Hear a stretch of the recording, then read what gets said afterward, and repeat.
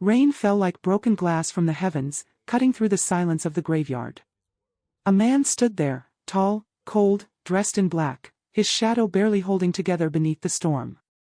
Lightning tore across the sky, revealing the faint shimmer of a diamond ring in his trembling hand. The ring caught the light for only a second, then dimmed again, like the last breath of something once alive. He knelt down slowly before a gravestone, Elena Rossi. His lips trembled, not from the rain, but from the memory of a laugh he hadn't heard in years. He bought that ring the day he planned to propose. He remembered it clearly, the sound of her laughter, the way her eyes caught sunlight, the way she said, "Promise me, Luca, when you leave that world, never look back." But fate had other plans. He had prepared for a wedding, and ended up preparing for a funeral he didn't even know had happened. Luca Moretti, the name that once sent men running, that ruled streets, that turned fear into obedience, now meant nothing. He was the man people whispered about, the boss whose word could end lives. But in this moment, under the weight of rain and regret, he was just a man kneeling before the ghost of everything he destroyed. His fingers traced the cold letters on the marble, and his chest ached with something heavier than grief, guilt. They said she ran away. They said she couldn't handle his world, the guns, the blood, the endless nights of fear. And for years, he believed them. He told himself it was better this way, that maybe she was somewhere far away, safe, happy, free from the darkness that followed his name. But tonight, he learned the truth.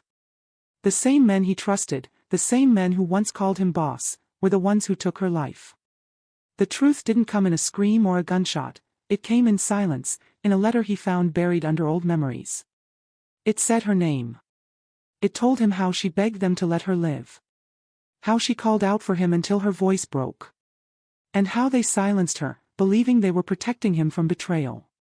Now he stood over her grave, his world collapsing inside. Every crime he ordered, every deal he made, had led him here, to this quiet place where love turned into loss. The ring in his hand was still perfect, untouched, a promise that never got spoken. He placed it gently on the grave, his breath catching like the sound of glass breaking. "You were never mine," he whispered, voice shaking, "but I was always yours." The wind howled through the trees, the rain hiding the tears on his face. For the first time, the Mafia boss didn't look powerful. He looked human. Broken. Small. And in that moment, one question echoed louder than the thunder above. What do you do when the woman you loved dies because of the life you built? He was called Luca Moretti, the sort of name that made men sharpen their voices or keep them quiet. You could hear it before you saw him, a whisper in a bar, a pause at a poker table, a newspaper headline folded under a thumb. To the city, Luca was a machine of order, deals made, threats delivered, loyalty purchased with a look. He moved through rooms like a storm that could be controlled, precise, inevitable, and somehow always a step ahead. But that was the public face. Behind closed doors, behind the cigarettes and the suits, he kept a small, private thing that none of his enemies ever expected, a thin, trembling hope that life might one day be softer.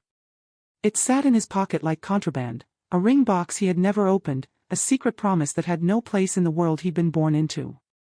I watched him in the rooms where his power was obvious. He leaned forward across tables, his voice flat and cold when negotiating terms. Men who had the nerve to smile in other places swallowed it when Luca looked at them. In the smoky light of back offices and private clubs he made laws without a vote. Deals were numbers, alliances were chess moves, and betrayal was an expense he tried to minimize.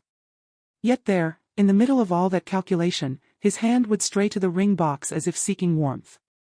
He held it like someone holding a fragile truth, careful, nearly reverent, and always apart from the rest of him. You could trace the way the city had shaped him.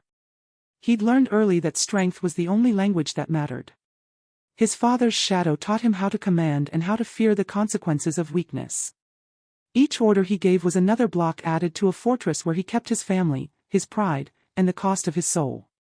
Loyalty was currency, often purchased with violence, sometimes with promises. Men swore fealty because it was safer than disobedience. Women learned to read the room and leave quietly. Children grew up knowing to step lightly when the bosses passed. That world was brutal, elegant in its cruelty, and almost impossible to leave. Luca knew it, that knowledge sat like a stone behind his ribs. Then came Elena. She belonged to a different grammar of the city. Her shop was a narrow, sunlit thing between a barber and a bakery, a place that smelled of earth and fresh petals. She arranged flowers like she arranged music, thoughtful, uncomplicated, the kind of small order that fixed a crooked day.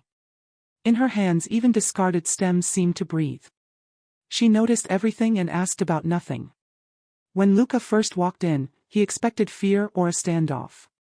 Instead she smiled at him like a neighbor and sold him a bouquet, and it was in that ordinary exchange that something impossible began to happen. The city had taught her the rules too. She knew his name, she knew what his face meant, but she didn't flinch. She looked at Luca like someone seeing a longer shape inside a shadow. Their love unfolded in small, stubborn moments. It wasn't fireworks or declarations, it was him returning a coat she left behind, a walk under a sky that felt safe for a single night, a laugh he heard once and stored away like contraband. She called him Luca the way other people might call a friend, and in the rare times he let his guard down, he told her things in a voice that sounded almost like apology. She asked him to promise that one day he would leave the streets that had raised him, though she didn't say it like a demand. "Promise me," she said once, hands deep in soil, and the way she said it made him want to be brave for reasons other than power. He bought the ring after that, a small thing that shone in the window and made the world seem less hard for a moment. He planned a night, a question, a leaving that would be real.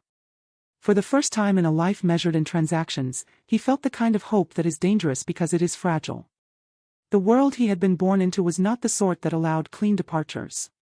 It demanded loyalty, not exits. His position was not a job, it was a throne that trapped him. Men below him expected decisions and retribution, rivals above him expected strength and the will to keep what belonged to his family. Every choice he'd made to protect that position had closed another door. Each violent silence in the night, each body moved like a problem solved, was a brick in the wall that held him. His men were not just employees, they were a mirror, reflecting back the image he had cultivated and binding him to it. Leaving would mean betraying them, risking open war, dismantling the very thing that had kept his bloodline strong. And the life Elena dreamed of, simple, honest, far from the smell of gun oil and fear, required him to choose between two impossible things, love and legacy. Then the inciting moment arrived with the casual cruelty of fate. He bought the ring and kept it in his pocket like a prayer. He rehearsed how he would bend the world to make one evening safe enough to ask the single question that mattered. That night he walked to the florist and planned his steps like a man defusing a bomb. But before he could knock on the door, she was gone. The city told him the story he wanted to hear. She had run, frightened by what she'd seen, scared of the life he lived. His men told him the same thing, their faces unreadable as they delivered the convenient lie. He believed them because believing the lie kept his world sane. For years he carried that version of the truth like a bandage, and in the quiet places between deals he imagined her far away, alive, maybe even safe. Only years later did the quiet undo him.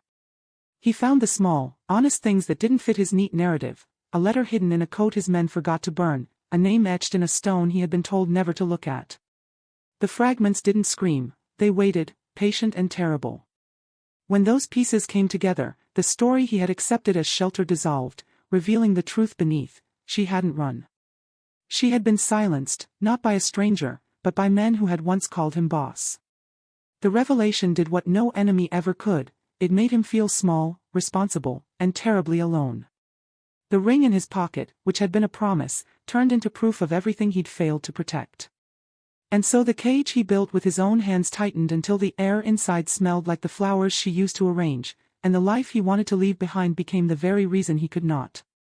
A decade had a way of softening the edges of headlines and hardening the bones of those left to carry them, and for Luca Moretti the years folded into him like new scars. Once, his name cut the air, now it muttered through rooms that had grown smaller, like a clock wound too tight. His empire, those shadowed warehouses, the coded calls, the men who moved like chess pieces, did not feel like power anymore. It felt precarious, like something built on quicksand. Deals that once seemed inevitable now slipped through his fingers, allies counted losses and plotted exits, enemies smelled blood and edged closer. One by one the foundations he had trusted began to crack, and with each crack his past, which he had shelved neatly like a ledger, began to leak secrets he had carefully ignored. Then he found the letter, small and creased, tucked in the lining of a coat one of his lieutenants had left behind in a rush. It was the kind of thing you only notice when you are old enough to miss what you once had. It lay there among receipts and cigarette ashes as if waiting to be found. He held it with hands that no longer had the steadiness of command, and he read her handwriting, Elena's, soft and earnest, a tremor of hope and fear between the lines. If you love me, leave this world before it destroys us both. The words were simple, the kind that could have been written 50 times without consequence, and yet here they were, dated months before she vanished.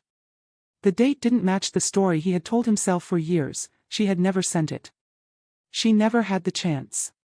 The paper in his hands was a small, inconsolable proof of a life that had been cut short before it could be saved. When the truth begins to fit into the shape of your doubts, it burns in a way nothing else can. Luca understood the currency of silence, how lies lubricated the gears of power, but this lie was different because it wasn't meant to protect him.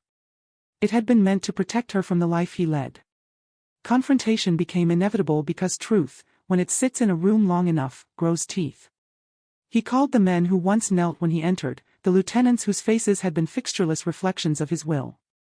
He watched their expressions as if searching for the moment their loyalty would fracture. Some wore the old stony masks, others the uneasy twitch of men who had long ago learned to bargain with conscience.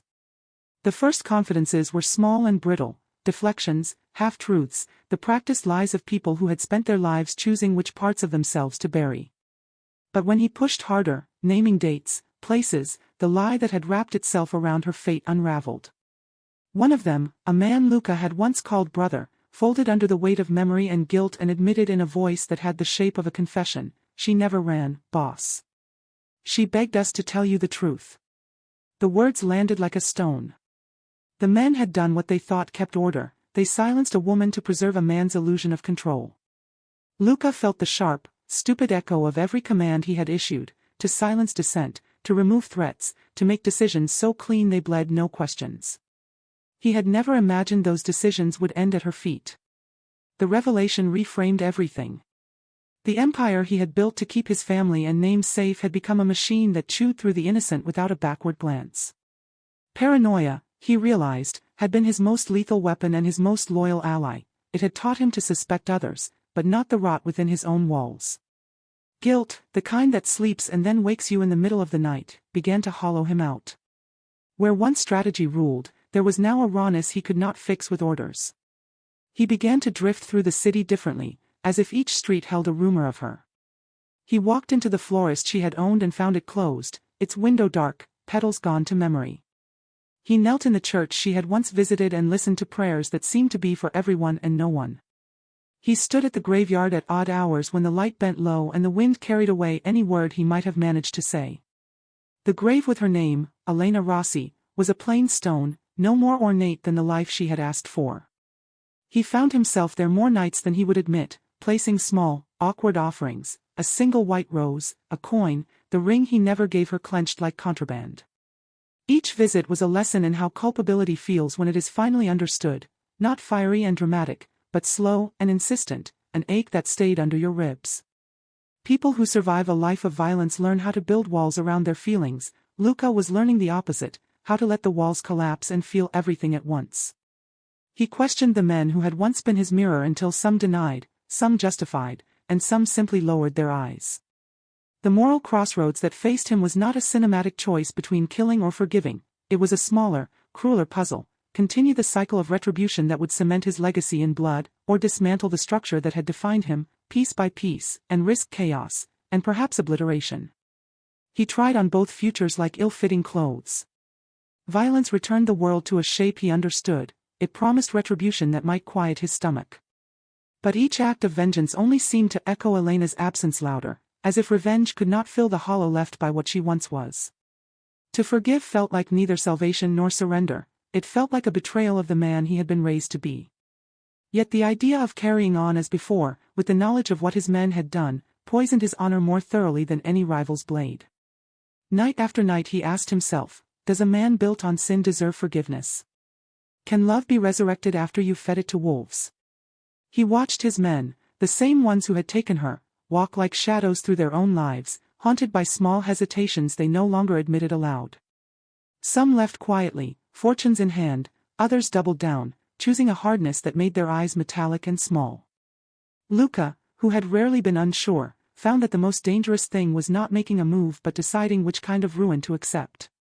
He began to dismantle small parts of the operation, testing the waters, watching how loyalties shifted, seeing the city react. Each step away from the life that killed the woman he loved was measured and painful. It was the first time he had tried to unmake a prison he had built with his own hands, and the labor of that undoing taught him something he did not yet have a name for, that some debts can be paid with blood, but most are balanced in the silence of what you choose to leave behind. I watched him go to the man who had the sharpest shadow in his court like a man walking to a mirror that might finally speak back. The underboss waited in a room that smelled of old whiskey and newer lies, the kind of place where secrets were catalogued and handed out like favors. Luca's hands were steady enough to betray nothing, but his jaw moved as if he were chewing on something he couldn't swallow. He was there to punish, to end what had to die, and the men who once called themselves family read that in his face.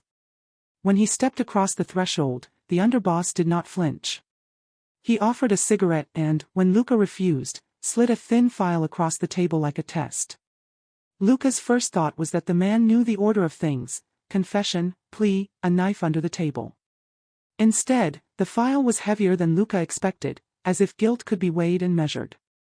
He opened it with the same caution he reserved for live explosives. Inside were photos, grainy at the edges, colors dulled by time, faces captured in the small, private spaces that betray truth. There was Elena, hair in a messy knot, hands in the dirt beside her like she was speaking to the ground. But she was different, the curve of her stomach was unmistakable. In one image she held a bundle to her chest and looked over her shoulder with an expression that had been caught between fear and a stubborn hope. Notes were scrawled on the margins, dates, locations, a scratched name that read like an accusation. The underboss watched Luca watching the images with an expression that had the shape of a man who had done too many small, brutal things and thought perhaps one more would keep the ledger balanced. She didn't just run, the underboss said, voice flat and gray. She hid. She carried something you should have known about. The file became a small, merciless light. The truth cratered into him: Elena had been pregnant when they took her. She had been hiding because she carried his child. The revelation was a shattering that did not show itself in sudden movement, it arrived like a cold tide that smoothed the edges of his certainty into a landscape of ruin. For a long moment Luca could do nothing but breathe, the photos making a map of all the missteps and cruelties that had fanned the life from a woman who had wanted only simple things. He had not merely lost Elena. He had lost an entire future: small feet on worn floors, a voice that might have said, Papa, or Dad, or some softer name he had never learned to want. The empire he'd thought of as a fortress was suddenly exposed as a house of cards built on fear, gossip, and carefully managed violence. He had believed in loyalty as if it were carved in stone. He discovered it was written on sand. The men he trusted, the institutions he relied upon, had not protected his love, they had ended it. The underboss watched him like a man who had given away a secret and then regretted the price. Luca's hands closed on the photos until his knuckles whitening betrayed the storm inside. He wanted then, purely and immediately, to unmake the men who had done it. Revenge is a language he knew fluently, he had used it before to steer the world into positions he liked. Now he spoke it the way a mourner speaks the name of the dead, soft, precise, and full of intent. He left the room with the file tucked into his coat like contraband evidence and a requirement on him: the ledger must be balanced. The first acts were surgical. One by one, those who had taken part were found in ways that felt almost procedural: an accidental fall, a quietened heart in a quiet room, the signature methods of an organization practiced at removing problems. Luca did not flinch as each name left the roster. He ordered it, or let it be suggested, and allowed the existing rituals of violence to provide cover for what was, in truth, a personal undoing. Each man who had lowered a hand toward Elena paid with his life, and for a while that retribution felt like the only honest currency left. But retribution carries its own interest, and Luca felt it compound the moment the first blood cooled. For every man taken, another memory opened, of a smile he would never see, of a cradle that would never creak. The victories were hollow, they echoed back at him across empty rooms. The more he dismantled the network that had once defined him, the smaller he felt in the wake of his losses. The underboss's file had done more than pinpoint a crime, it reconstituted Luca's sense of culpability. He had always known his life demanded casualties. In his mind they were necessary arithmetic, bad numbers to keep good things inside. Now the math failed him. Instead of protecting his people, his orders had made him a participant in an irreversible wrong. He began to dismantle his empire outwardly and inwardly, not as a strategist but as a man trying to scrub himself from a history that had marked him permanently.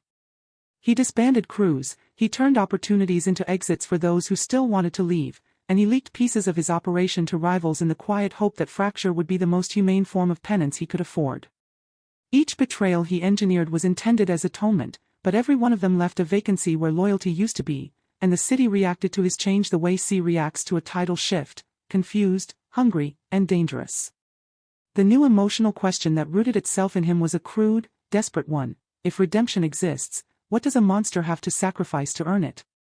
He tried paying with blood, with the currency he knew, and found the ledger still owed him. He tried paying with power, stepping away from demands, letting contracts lapse and territories blur, and found that withdrawal did not absolve. He tried to find people he had wronged and offer what help he could, but practical atonement was always too small to match the scale of the damage. The last truth that settled on him like dust was cruelly simple: every man he removed had been a part of the life he had chosen, and by cutting them out he was cutting away pieces of himself. The revenge that should have cleansed him instead hollowed him. In the quiet after each settlement he felt less like a boss and more like a man unstitched, frayed and uncertain how much of him remained to be saved. The photos in the file stayed with him, edges blackened by the hours he spent looking at them. The image of Elena, hands to her belly, became a sunken altar to everything he had failed to keep. The child she carried was a possibility he would never meet, a life that existed now only in the negative space of what could have been. The twist had given him clarity and given him nothing he wanted. It left him with a mission that tasted like ash: to unmake what he had made, and in doing so to answer the question he could not stop asking: was there a price for a soul, and would whatever he paid be enough? I watched him walk into the place he had built from fear and routine like a man entering the last room of a house he no longer recognized. The sky was low and heavy, the kind of gray that presses on your chest and asks for the truth, and the rain began before he could decide if it would be mercy or punishment. Luca moved with the slow certainty of someone who has ordered lives and deaths and knows both can be counted like sums in a ledger. Tonight, though, the sums didn't add up. He carried the ring in his palm like a wound, warm from his skin, heavy with a promise he had never fulfilled. He moved between graves as if stepping through his own mistakes, names carved in stone that looked smaller at night, their edges softened by years and weather. Each marker was a sentence in a story he had written in blood and silence. Elena's was among them, and it was the one he couldn't read without his hands shaking. He stopped before the graves he had created in her name, the men whose faces had once been part of the machine he commanded. He had told himself those deaths were necessities, that they built safety and order. But standing there, with the rain turning the stone to glass, he understood they had been choices colored by a man who had not known where to stop. The man who confessed, the one who had broken and told him the truth, was there too, a small dark rectangle in the earth, and the confession did not console him. If anything, it sharpened the taste of regret. Luca knelt at each grave, laying down the proof of his intentions: a coin, a scrap of paper, a cigarette stub. These were gestures that tried to bridge the gap between what was done and what might have been, but they felt childish in a world where grown men settled scores with silence and steel. The ring stayed in his hand, and with every step its weight grew heavier as if it carried not only the promise to Elena but the shadow of the child she had been carrying. When he reached Elena's stone, he paused with that slow, long look people take when they are trying to remember the exact shape of something that mattered. The rain blurred the letters until they wavered, the name read like an accusation and a prayer at once. He placed the ring on the marble with a tenderness that surprised even him. It was not the neat movement of a ceremony but the clumsy gesture of surrender. "You were never mine," he whispered, the words small and raw, "but I was always yours." The sound of his voice seemed to belong to another life, one where jobs could be given up like coats and mistakes washed away by apologies. The rain hid the salt on his face, and for the first time the armor that had always fit him felt absurd and heavy. The last person he had to face was himself. He had hunted down every man who had a part in Elena's end, he had balanced ledgers with bullets and made rooms quiet in ways that felt like moral accounting. But killing those who did wrong did not return what had been lost. It only hollowed him further. So there, in the thin light and the soft drum of rain, Luca unshouldered the weapon he had carried for decades. The gun looked familiar, like a friend that had done terrible favors. He set it down beside the ring, not as an act staged for others but as one born from the simplest of decisions. He could not carry it anymore. Laying the weapon next to the ring felt less like a theatrical renunciation and more like an answer to a question he had avoided. If a man stops adding harm, what does he have left to prove? He thought of vengeance and of justice, and he saw how they had blurred into one another in his hands. For years he had believed that retribution was purification, a way to settle accounts with the world. But the ledger had taught him a harsher lesson: revenge multiplies the debt. Every man he silenced had been part of the life that had made Elena unsafe. Removing them did not erase the fact that he had presided over the system that allowed their cruelty. The ring at Elena's grave was a small, honest object in a field of falsehoods. It was a thing meant to be a promise. Now it was a marker of his failure and, strangely, his only clear confession. He placed it there not to reclaim what she could never give him, but to mark the moment he chose to stop pretending he could fix everything with orders. As the rain fell harder, people moved through the city differently.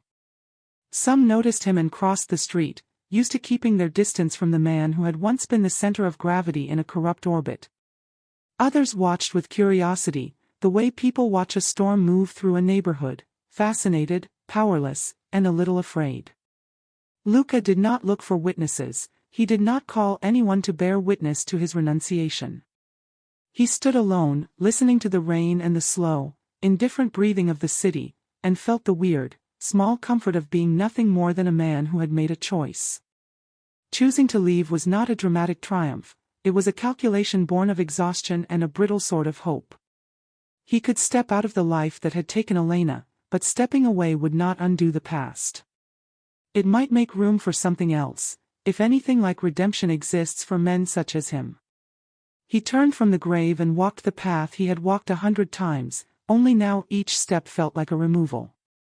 The city did not fall silent when he left, if anything, it hummed with business-as-usual indignance.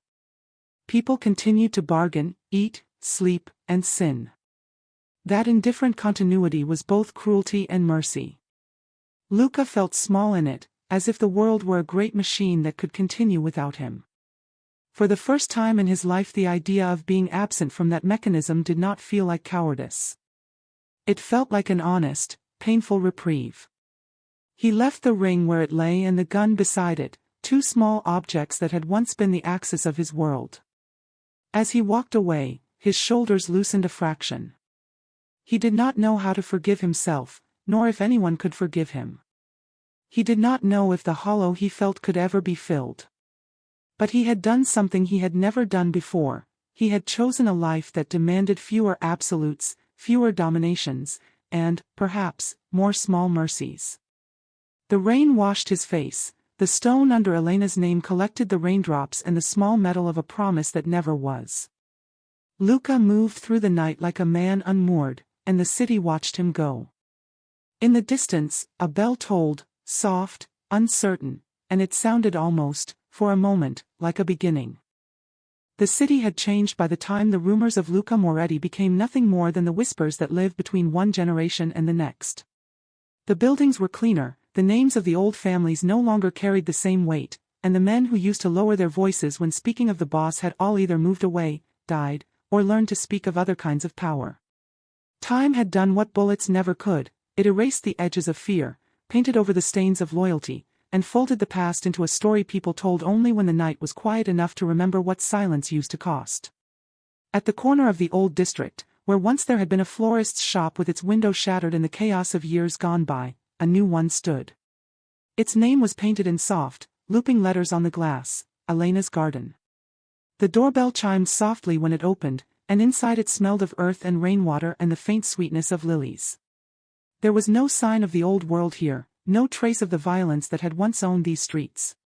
The woman who ran it was quiet and kind. She said she bought the building because she liked how much light fell through the windows in the morning. The only clue to its past was the small plaque beneath the counter, for those who loved and lost. No one ever asked her who had put it there. Every week, sometimes twice, a boy would come to the shop. He couldn't have been more than 8 or 9, with dark hair that caught the light in familiar ways and eyes that made even the florist pause, a deep, steady brown that seemed to carry entire memories inside them. He was polite, soft-spoken, and always asked for the same thing, a single white rose. He would pay in exact coins, a little too carefully counted for a child his age, and he would walk the same path down the road to the graveyard. He never stayed long. He would kneel at a particular grave, Elena Rossi, and place the rose gently against the stone. Sometimes he would whisper something only the dead could hear, and then he would leave, shoulders straight, as if he understood that love could be a quiet ritual instead of a dramatic one. People in the neighborhood began to wonder about him. Some said he was a relative of the woman whose name was on the stone, others guessed he was the son of whoever rebuilt the shop. But there were those, older, slower to dismiss old stories, who said he looked like someone they used to know. They said his eyes were the same as Luca Moretti's when he was young, sharp, unreadable, and filled with the kind of sadness that only comes from knowing the cost of survival. They said that when the boy smiled, it was not quite a child's smile, it carried the weight of someone else's sorrow. As the city moved on, so did its legends. Luca Moretti's empire had long vanished, dissolved into smaller, hungrier pieces that no longer remembered who first drew the maps they now fought over. The name Moretti was little more than an echo. Even the police reports, once full of it, had buried it under other sins. But rumors, like ghosts, never fully die. They linger in the corners where truth used to live. Some said Luca had been killed years ago, his body buried in an unmarked grave in the hills. Others swore they saw him in the outskirts, older now, tending a small plot of land with a greenhouse and rows of flowers, white, yellow, soft pink, nothing like the man the city had once known. The more romantic stories said that the boy who visited Elena's garden every week was his son. That Luca, after leaving everything behind, had found a way to live quietly, anonymously, raising the child Elena had carried. The logic didn't hold, there were too many missing years, too many contradictions, but the story persisted because people wanted to believe that even monsters could grow something beautiful out of ruin. Those who had once feared him now spoke of him differently, like a ghost who had learned to plant instead of kill. When night fell over the cemetery, the world seemed to pause in the small rectangle of earth where Elena rested.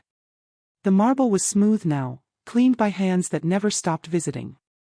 Around it grew flowers that had no business blooming so late in the season, wild roses, small violets, the faint scent of lavender that lingered long after the rain. Somewhere among the roots, half buried and darkened by the years, a ring still lay, its silver dulled, the stone faint but unbroken. On certain nights, when the moon was high and the mist rolled low, it caught a glimmer of light as if remembering the hand that once held it. There was something haunting about how that light refused to die. People who passed by the grave sometimes said they could see a figure kneeling there long after midnight, a man in an old coat, his head bowed, hands moving gently through the flowers. But when they looked again, the space would be empty. The caretaker swore he'd found fresh soil turned by hand near Elena's grave more than once, though no one had been there during the day. The whispers spread, maybe Luca hadn't died after all. Maybe he came back to tend what he could not protect. Maybe he found in the quiet act of care the only redemption a man like him could claim. The question that followed was softer, but sharper. Can a man built on blood ever be cleansed by love? The city didn't answer. It had learned long ago that some questions aren't meant to be solved, only carried. Those who remembered Luca carried both possibilities, redemption and punishment, as twin halves of the same truth. Maybe he tended those flowers because he believed it made amends. Or maybe it was because living with what he had done was the harsher sentence, and this garden was his cell. As the years pressed further on, Elena's garden became part of the city's fabric. Couples bought flowers there for weddings, funerals, and apologies. No one spoke of the past, but it was in the walls, in the soil, in the smell of every petal that left the shop. The woman who owned it once found a note under the counter, written in a steady hand, for her, for what she grew in me. Keep it alive. It was unsigned. She kept it anyway. The boy grew older. His visits to the grave continued, less frequent but never forgotten. On his 18th birthday, he came with 2 roses instead of 1. He placed them down and said, "For both of you." His voice was steady, but when he looked up, the camera of memory would have seen those same eyes, Luca's eyes, filled not with guilt, but something quieter. Acceptance. And then, as the story folds into silence, the camera lingers on the grave one last time. The flowers sway in the wind, the world hums softly in the background. The ring still lies there, half hidden in the soil, the faintest shimmer breaking through the dirt when the sun touches it just right. It glints once, briefly, stubbornly, like a heartbeat refusing to stop. A symbol of love that never got its moment. A promise that lived longer than the man who made it. And in that small, persistent light, the story ends, not with forgiveness, not with condemnation, but with something in between. The kind of peace that belongs only to ghosts. If this story made you question whether love can survive guilt, share your thoughts below. Would you forgive the man who caused your pain, even if he never meant to? Or are some sins too heavy to ever wash clean? Tell us what you think in the comments. And don't forget to subscribe to CineVerse. For more stories where love and tragedy meet in the shadows. And every heart carries a secret it can't bury.